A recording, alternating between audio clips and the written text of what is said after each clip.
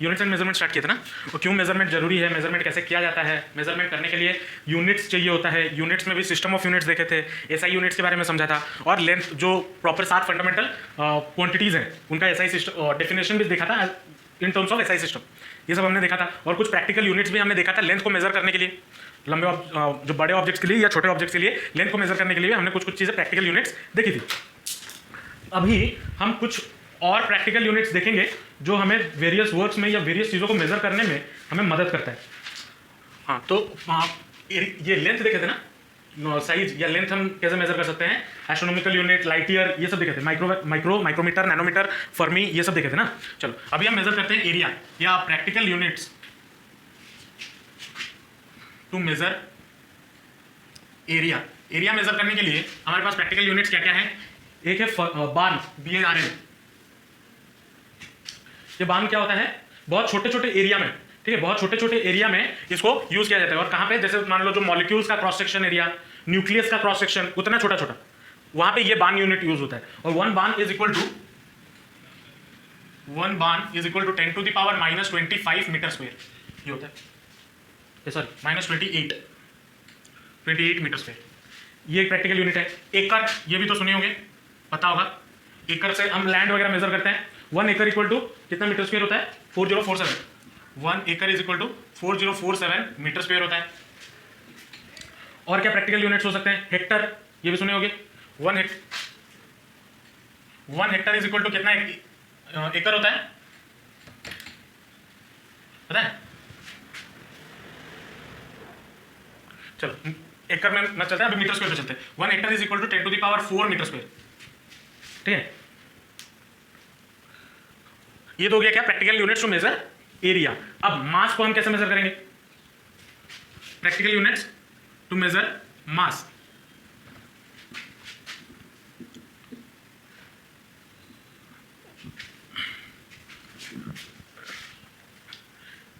Ton सुने हो, 1 ton, तो टन यूज होता है हेवी मेटल्स या हेवी मटेरियल को वजन करने के लिए। 1 टन इक्वल टू कितना होता है,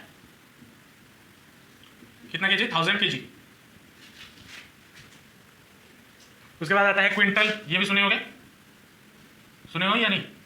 1 क्विंटल इक्वल टू कितना केजी होता है, 100 केजी होता है। पाउंड, ये भी सुने होंगे, FPS में बताया था मैं। 1 पाउंड इक्वल टू कितना केजी होता है, दैट इज इक्वल टू लगभग 1 pound is equal to 0.45 kg, 0.45 kg. इसीलिए ये FPS सिस्टम बहुत खतरनाक, मतलब गंदा होता है। और नंबर कौन याद रखेगा इसे, 10 के पावर में हो तो याद होने में आसानी भी है। चलो और क्या आता है, जो केक मिलता है 1 पाउंड, वो इन गधों का है। अभी जनरली मैक्स राइस में जाओगे तो केजी में ही बात करते हैं, 1 केजी 2 केजी, पाउंड, लेकिन 1 पाउंड 1/4, आधा किलो भी नहीं, आधा किलो से कम। तो पाउंड मुझे जमता नहीं, मुझे अच्छा नहीं लगता। उसके बाद पाउंड के बाद और क्या हो सकता है, जो सबसे बड़ा यूनिट है मास को मेजर करने के लिए, वो कितना होता है पता है, 1 CSL। CSL का फुल फॉर्म चंद्रशेखर लिमिट। और 1 CSL इज इक्वल टू लगभग होता है 1.4 times the mass of sun, times the mass of sun, unit. और छोटे मासेस को मेजर करने के लिए, बहुत छोटे मासेस को मेजर करने के लिए क्या प्रैक्टिकल यूनिट यूज होता है, AMU, ये तो पता होगा, 1 AMU, एटॉमिक मास यूनिट। और दैट इज इक्वल टू कितना होता है, 10 to the power 1.66 into 10 to the power -27 kg, ये तो पता होगा। मैं ये सब क्यों बता रहा हूँ, क्योंकि कन्वर्शन कभी कभी क्वेश्चन में पूछ लेता है, देता है क्वेश्चन में कुछ यूनिट और पूछता है कोई दूसरे यूनिट में, तो कन्वर्शन याद रखना, ठीक है। वैसे ही टाइम को हम कैसे मेजर कर सकते हैं, टाइम को मेजर कर सकते हैं सोलर डे से, मतलब एक दिन में कितना टाइम सन रह रहा है। जो पहले सनडायल वगैरह आता था, जंतर मंतर देखे हो, दिल्ली में है जंतर मंतर, या सनडायल आता था, ऐसा कुछ होता था, ऐसा, और यहाँ पे कुछ ऐसा लंबा सा, जिस डायरेक्शन में सन होता था उस डायरेक्शन पे ये शैडो डालता था, तो उस हिसाब से टाइम बताते थे, सनडायल बोलते हैं उसे, ठीक है। तो टाइम को हम वैसे मेजर कर सकते हैं, लेकिन ये इसका एक डिमेरिट है कि इसको हम रात में यूज नहीं कर सकते। रात में क्यों यूज नहीं कर सकते, सन ही नहीं, ठीक है। उसके बाद ये तो थे कुछ प्रैक्टिकल यूनिट जिसके बारे में हमने बात किया। अभी जो मेन चीज इसमें आता है वो है ऑर्डर ऑफ मैग्नीट्यूड। क्या है, इसको थोड़ा समझना जरूरी है, इंपॉर्टेंट भी है। मैग्नीट्यूड। फिजिक्स में आपको अगर या फिर साइंस में आपको जनरली जब कोई नंबर्स लिखा जाता है that is written in the power of 10, in terms of power of 10। अगर मान लो मेरे पास कोई नंबर है 3, ये फिजिक्स में हम ऐसे नंबर नहीं लिख सकते, मैथ्स में लिख सकते हैं। तो साइंटिफिकली इस नंबर को कैसे लिखा जाएगा? That will be equal to 3.0 into 10 to the power 3 into या फिर 8, 8 जीरो है ना, 8 ये होगा। ऐसे लिखा जाता है जनरली। ये हमारा क्या है? लाइट का स्पीड ऑफ लाइट। तो यहां पे ये जो 10 टू द पावर 8 है इसको हम बोलते हैं ऑर्डर ऑफ मैग्नीट्यूड। इसको हम क्या बोलते हैं? Order of magnitude. एक second,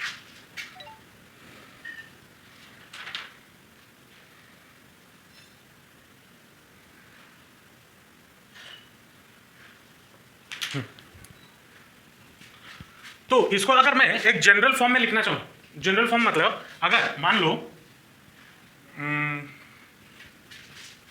capital N equal to small n into 10 to the power x, ठीक है। अगर x का वैल्यू हमारा 0.5 से बड़ा हो या फिर 0.5 हो और 5 से छोटा हो, 5 से छोटा हो, तो ऑर्डर ऑफ मैग्नीट्यूड हमारा कितना हो जाएगा? x के बराबर। ऑर्डर ऑफ मैग्नीट्यूड हमारा कितना हो जाएगा? x के बराबर। और ये जो n मैंने लिखा हुआ है, ये n का मतलब ये ऑर्डर ऑफ मैग्नीट्यूड n। नहीं समझा है? कुछ समझ नहीं है? चलो एक एग्जांपल लेके समझते हैं। मान लो मैं यहां पे लिखा हूं 9 इंटू 10 टू द पावर 4। मैंने अभी क्या बताया सिंपल लैंग्वेज में कि 4 हमारा जो पावर होता है वो हमारा ऑर्डर ऑफ मैग्नीट्यूड हो जाएगा, लेकिन हर केस में नहीं होगा। उसके लिए क्या ध्यान में रखना है? ये x नहीं, ये n अगर स्मॉल n, ये चीज को आपको ध्यान में रखना है, ठीक है। अगर n का वैल्यू मतलब n क्या है? ये सामने वाला, मतलब इस नंबर में ये सामने वाला, अगर ये वाला नंबर 0.5 से लेकर 5 के बीच में है देन इसका ऑर्डर ऑफ मैग्नीट्यूड क्या हो जाता? 4। अगर यहाँ पे 9 के बदले में 3 लिखता तो इसका ऑर्डर ऑफ मैग्नीट्यूड क्या होता? 4। लेकिन अगर मैं यहाँ पे 9 लिख दूं तो क्या होगा? क्या ऑर्डर ऑफ मैग्नीट्यूड 4 होगा? नहीं होगा। तो कैसे कैलकुलेट करें इसका ऑर्डर ऑफ मैग्नीट्यूड? क्या मैं इस 9 को इस रेंज के बीच में ला सकता हूं? नहीं ला सकता। क्यों नहीं ला सकता? अगर मैं इससे 10 डिवाइड कर दूं और मल्टीप्लाई कर दूं, ये टोटल में मैं अगर 10 डिवाइड कर दूं और एक 10 मल्टीप्लाई कर दूं तो ये क्या बन जाएगा? 0.9 इंटू 10 टू द पावर 5 बनेगा। अब ये 0.9 इस रेंज में आ गया ना। तो अब n हमारा कितना हो जाएगा? Order of magnitude 5। तो ये ध्यान में रखना है, ये जो सामने वाला नंबर है इसका वैल्यू 0.5 से 5 के बीच में होना चाहिए, ठीक है। और तभी जाके हमारा जो 10 का जो पावर होगा हम उसे ऑर्डर ऑफ मैग्नीट्यूड बोल सकते हैं। अगर नहीं होगा ये वाला, अगर इस रेंज में नहीं होगा तो हम उसे रेंज में लाएंगे। अब मान लो यहाँ पे तो 9 था तो मैंने 10 मल्टीप्लाई कर दिया, मल्टीप्लाई और डिवाइड किया। अगर 96 होता तो क्या करता? अगर 10 डिवाइड करता तो 9.6 होता। तभी ये अपने रेंज में आ रहा है? नहीं। तो क्या करता? 100 डिवाइड करता और 100 मल्टीप्लाई करता। तो यहाँ पे क्या बन जाता? 0.96 इंटू 10 टू द पावर 6। अब हमारा ऑर्डर ऑफ मैग्नीट्यूड क्या बन जाएगा यहाँ पे? इसके लिए 6। समझे या नहीं समझे ऑर्डर ऑफ मैग्नीट्यूड क्या होता है? समझ में आया? मैं कुछ नंबर लिख रहा हूँ, इसके ऑर्डर ऑफ मैग्नीट्यूड बताओ। इसको मैं कैसे कर सकता हूँ? इसको मैं क्या ऐसे लिख सकता हूँ? 7.5 इंटू 10 टू द पावर 4 लिख सकता हूँ। लेकिन फिर भी ये अपने रेंज में आ रहा है नहीं, तो रेंज में लाने के लिए मुझे क्या करना होगा? और एक 10 डिवाइड करना होगा। तो 0.75 इंटू 10 टू द पावर कितना हो जाएगा? 5। तो n यहाँ पे कितना हो गया? 5। इसका ऑर्डर ऑफ मैग्नीट्यूड कितना होगा? कैसे? हाँ, तो ये क्या हो जाएगा? 0.89 इंटू 10 टू द पावर 2। तो n कितना हो जाएगा? 2। ये होगा।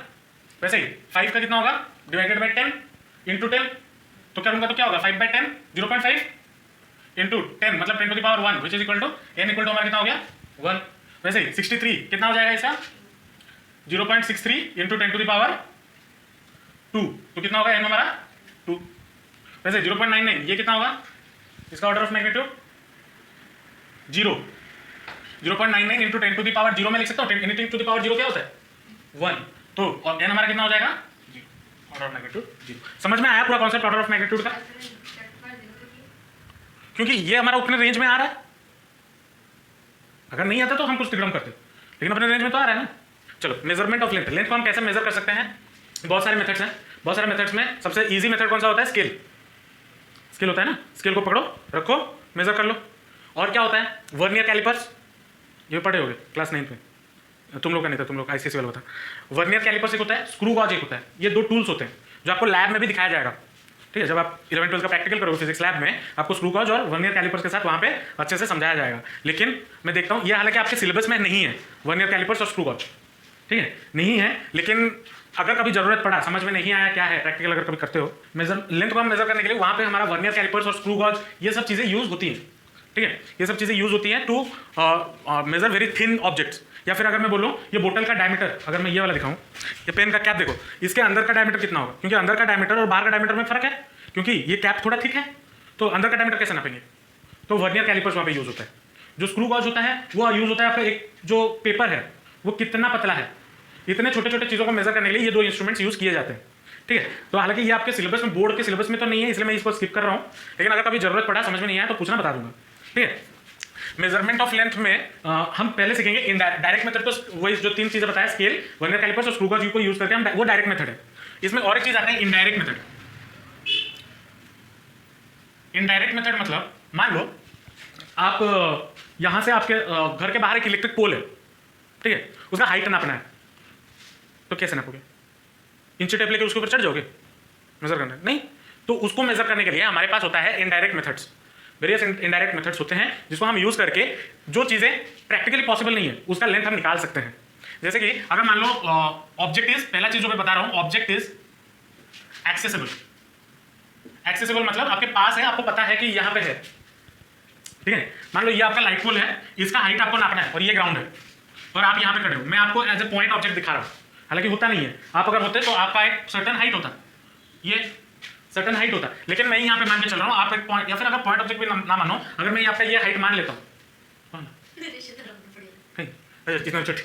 चलो अगर ये है तो आपका आंख इधर होगा, पैर में तो नहीं होगा आंख, तो आंख इधर होगा, और आप यहां से यहां तक अगर देखते हो और यहां से ये आपका विजन है, साइड ऑफ विजन, तो यहां पे एक एंगल बना रहे हो, थीटा बना रहे हो ना? यहां से यहां आपका हाइट है, यहां से यहां तक, ये टोटल हाइट मान लो कितना है? h, ठीक है? ये हो गया a, इसको नाम दे दो b, ये हो गया c, ये हो गया d और ये हो गया e। ये थीटा आपको पता है, एंगल आपको पता है कि आप कितने एंगल में अपना गर्दन मरोड़ रहे हो, प्रोट्रैक्टर से आप वो मेजर कर सकते हो, या एंगल ऑफ विजन उसे बोलते हैं, वो मेजर हो सकता है। तो अगर मेजर हो सकता है तो क्या इसका हाइट मेजर, और यहां से आपके बीच में और पोल के बीच में डिस्टेंस भी आप मेजर कर सकते हो। मान लो ये डिस्टेंस आपका हो गया x, ठीक है?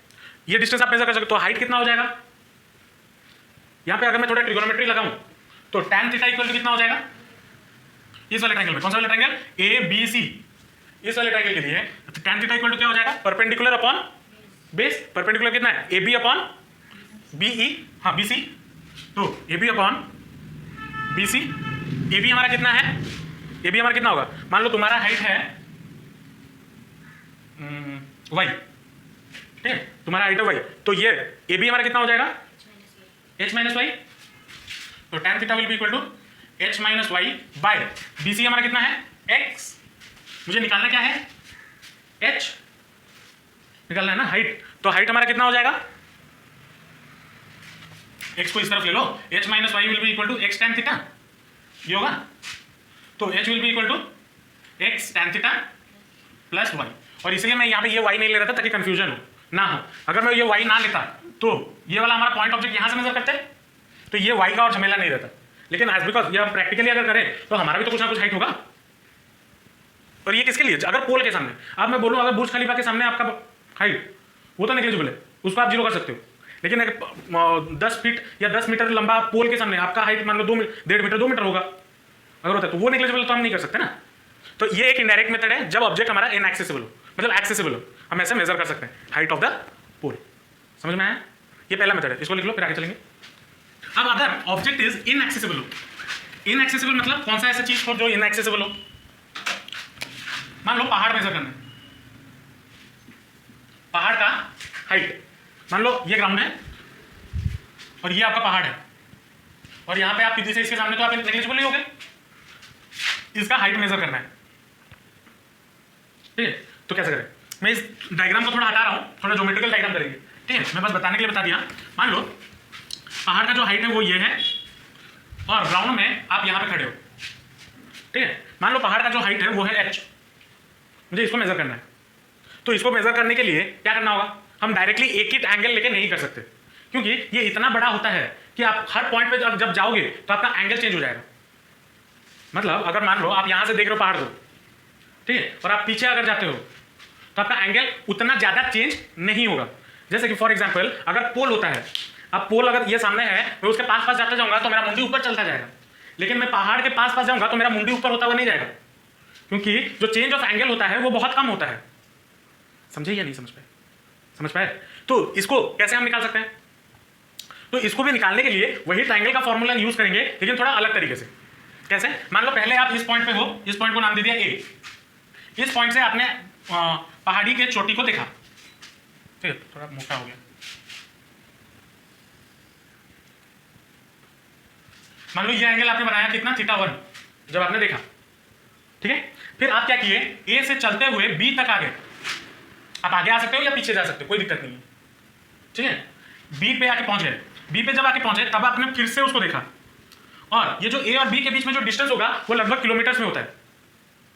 तो ऐसा नहीं कि पैदल पैदल वहां पहाड़ है, यहां पे देखा फिर वहां पे जाके देखा, नहीं। पहाड़ का हाइट कैसे मेजर कर सकते हो, क्योंकि पहाड़ आपको बहुत बड़ा दिखता है। अगर आप पहाड़ के पूरा नीचे जाके खड़े हो जाओगे तो आपको एक स्ट्रेट वॉल दिखेगा ना, लेकिन आपको अगर दूर से देखो तब आपको वो पहाड़ लगेगा। तो ये डिस्टेंस किलोमीटर्स में होता है। तो अगर ये θ1 हुआ, यहां पे पहुंचे, आपने दूसरा एंगल देखा θ2, देखा। मान लो अब आपको ये पता है आपने कितना डिस्टेंस ट्रैवल किया, मान लो x डिस्टेंस आपने ट्रैवल किया, या फिर हाँ ये कर लो d डिस्टेंस आपने ट्रैवल किया, और आपको एक ऐसा पॉइंट भी पता होगा जहां पे आप पहाड़ के पास जब पहुंच जाओगे आपको कुछ नहीं दिखेगा, बस एक स्ट्रेट वॉल दिखेगा ना। तो वहां से आप मेजर कर लो b तक का डिस्टेंस, ठीक है, वो मेजर कर सकते हो इंच टेप या गाड़ी से किलोमीटर से अगर मेजर करना। तो मान लो वो डिस्टेंस हो गया x, ये डिस्टेंस आपने ट्रैवल किया, ये वाला आपने मेजर किया, ये हाइट मुझे नापना है, ये θ2 ये θ1, ये आपने एंगल को नोट डाउन कर लिया, ठीक है। अब इसको अगर थोड़ा नामकरण कर दें, ABCD, in triangle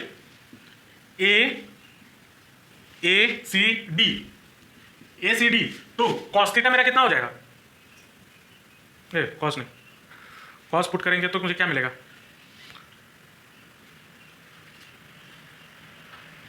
tan put करो।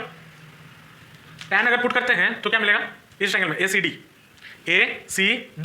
tan theta will be equal to DC by CA, तो कितना हो जाएगा cot tan θ1 equal to DC by CA, और DC हमारा कितना है H, और CA हमारा कितना है x प्लस डी, तो कितना हो जाएगा H upon x plus D, ये होगा। अब अगर मैं इधर क्या करूं, फिर से यहाँ पे tan थीटा डालूं, ठीक है, यहाँ पे tan थीटा डालूं तो tan θ2 will be equal to कितना हो जाएगा BC upon sorry CD, DC upon CB, तो मतलब H अपॉन कितना x, ये होगा।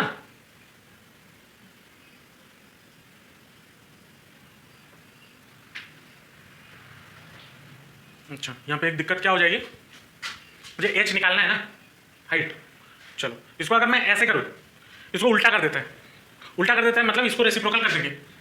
इसको अगर रेसिप्रोकल करेंगे तो क्या हो जाएगा, ये वाला चीज़ रेसिप्रोकल अगर करते हैं तो x plus D by H equal to 1 by tan θ1, 1 by tan θ हमारा कितना होता है cot थीटा होता है, तो इसको मैं क्या लिख सकता हूँ cot θ1, क्यों किया अभी समझ में आएगा, देखो।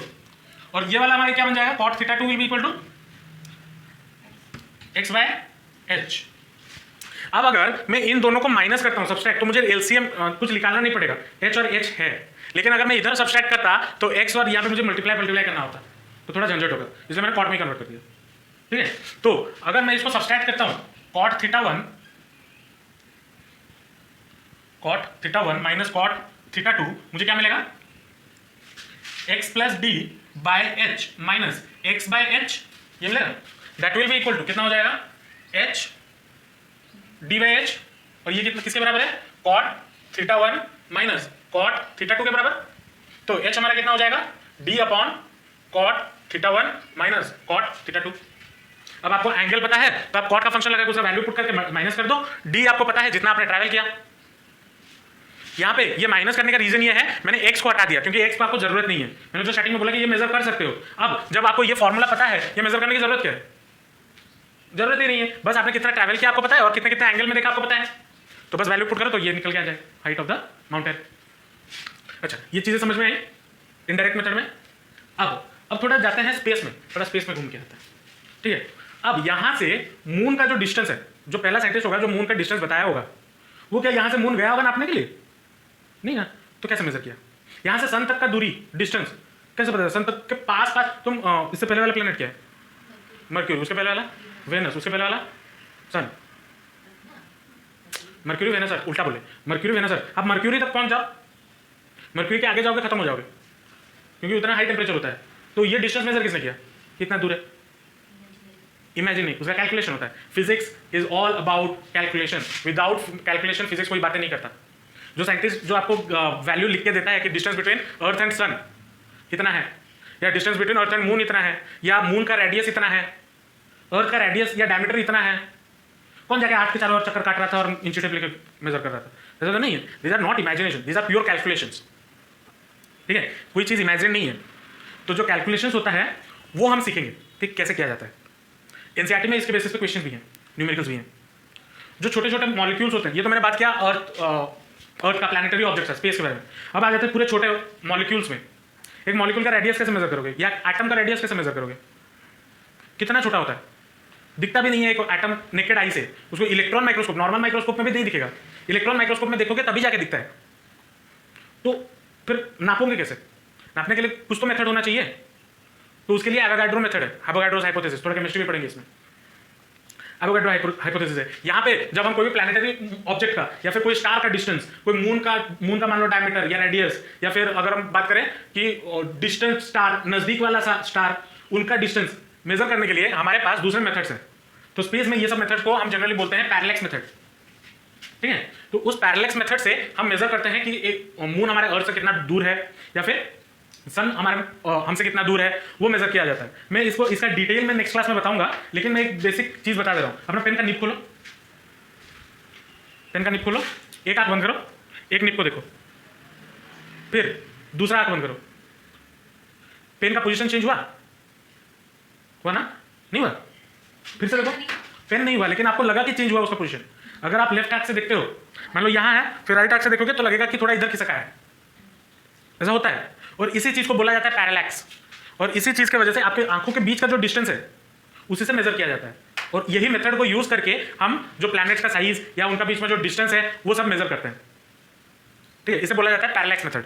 और भी बहुत सारे मेथड्स हैं, जैसे कि अगर बात करें इको, अगर माउंटेन के बीच में और आपके बीच में कितना डिस्टेंस है, साउंड चैप्टर पढ़े हो ना, तो वो कैसे वहां पर डिस्टेंस का कैलकुलेशन करते थे, इको यूज करके करते थे कि अगर मैंने यहाँ से चिल्लाया मम्मी, मुझे 10 सेकंड बाद मम्मी फिर से सुनाई दिया, तो मतलब डिस्टेंस उसने इतना टाइम लगाया इस पॉइंट से उस पॉइंट पर ट्रैवल करने में, तो वहां से हम डिस्टेंस निकाल सकते थे आपके बीच में और पहाड़ के बीच में डिस्टेंस। तो ऐसे अनगिनत मेथड्स हैं, लेकिन जो एफिशिएंट मेथड है और जो आपको जानने की जरूरत है वो एक मेथड है पैरेलैक्स मेथड। उसके बारे में हम डिटेल में पढ़ेंगे। और मून का डिस्टेंस, मून का डायमीटर, और अगर पास में कोई स्टार है उसका डिस्टेंस कैसे कैलकुलेट करें, दूर में अगर कोई स्टार है उसका डिस्टेंस कैसे कैलकुलेट करें, तो ये सब हम डिटेल में करेंगे। और ये अब आपके बोर्ड्स में भी, मतलब स्कूल के एग्जाम्स में भी आता है, और उसके साथ साथ आपके जो एंट्रेंस लेवल में, जो जेई वगैरह लेवल में, उस लेवल में, या नीट के लेवल में, उस लेवल में भी क्वेश्चन आते हैं, ठीक है। और ये जनरली बच्चे सोचते हैं कि हाँ ये तो हम कर लेंगे, मानता हूँ ईजी है, लेकिन अगर कॉन्सेप्ट क्लैरिटी ना हो, आपको पता ही ना हो पैरेलैक्स मेथड क्या होता है, बच्चे ये चैप्टर स्किप कर देते हैं जनरली। हाँ, यूनिट एंड डायमेंशन तो कन्वर्शन होगा क्या, इसमें एक इंपॉर्टेंट और एक चीज़ है डायमेंशनल एनालिसिस, वो हम पढ़ेंगे। उसके लिए भी ये मेथड खत्म होगा, इनडायरेक्ट मेथड, उसके बाद आएगा आपका एक्यूरेसी एंड प्रिसिशन, उसके बाद जाके आपको मिलेगा डायमेंशनल एनालिसिस। एक्यूरेसी, प्रिसिशन और डायमेंशनल एनालिसिस एक ही क्लास में हो जाएगा, ये और एक क्लास। तो और 2 क्लासेस में ये चैप्टर खत्म होगा। आज खत्म हो जाता, लेकिन मुझे थोड़ा बाहर जाना है इसलिए मैं जल्दी छोड़ दे रहा हूँ, नहीं तो आज तो मैं ये खत्म कर देता इनडायरेक्ट मेथड, नेक्स्ट क्लास हम ये चैप्टर ही खत्म कर देते, ठीक है। मैं इसको इसलिए खींच रहा हूँ क्योंकि मुझे जाना है, बात काम है थोड़ा, तो और वो अभी समझाने बैठूंगा तो उसके लिए थोड़ा ज़्यादा टाइम चाहिए, क्योंकि आप लोग वो चीज़ें समझ नहीं पाओ, क्योंकि वहाँ पे 2-3 ट्रिगोनोमेट्री चीज़ें लगानी पड़ती है, वो बहुत बेसिक चीज़ है। लेकिन एक साथ जब 3-3 ट्रायंगल, 4-4 ट्रायंगल आ जाते हैं तो पागल हो जाते हैं ना हम लोग, पता है ना, ज्योमेट्री में जब होता था। अगर ज्योमेट्री अच्छा है तो वेरी गुड, अगर नहीं है तो आपको पता चल रहा होगा मैं क्या बोल रहा हूँ, ठीक है। तो इसलिए हम उसे थोड़ा आराम से शांति से बैठ के करेंगे, ठीक है। तो आज जो चीज़ें मैंने बताया, प्रैक्टिकल यूनिट्स को बताया, और उसके साथ ये जो इनडायरेक्ट मेथड 2 बताया, ये समझ में आया? मिलते हैं नेक्स्ट क्लास।